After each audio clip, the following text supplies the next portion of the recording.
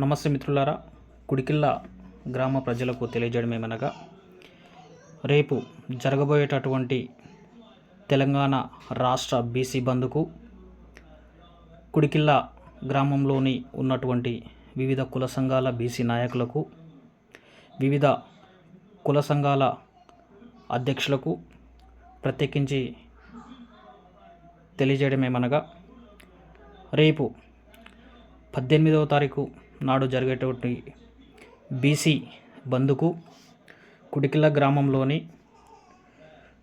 పార్టీలకు అతీతంగా, కుల మతాలకు అతీతంగా ప్రతి ఒక్కరూ ఈ బీసీ బంద్లో పాల్గొని ఈ యొక్క బీసీ బంద్ను విజయవంతం చేయగలరని మేము మిమ్మల్ని కోరుకుంటా ఉన్నాము.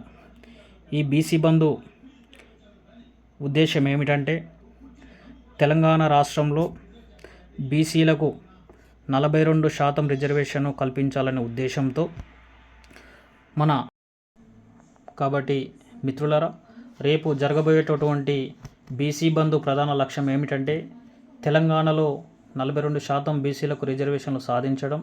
అదేవిధంగా రాష్ట్రంలో ఈ యొక్క ఉద్యమం బలంగా జరిగితే అది కేంద్ర ప్రభుత్వంపై ప్రభావం చూపి తద్వారా రిజర్వేషన్ల విషయంలో చట్ట సవరణలు చేయాల్సిన అవసరం ఖచ్చితంగా ఏర్పడుతుందని మనం నమ్మాల్సిన పరిస్థితి. కాబట్టి ప్రతి ఒక్కరూ ఈ బంద్కు పిలుపునివ్వడం ద్వారా ప్రభుత్వం, అధికార వ్యవస్థ దృష్టిని ఆకర్షించాలని మన యొక్క బీసీ సంఘాలు కావచ్చు, అదేవిధంగా వివిధ రకాల కుల సంఘాలు చాలా ప్రయత్నం చేస్తున్నాయి.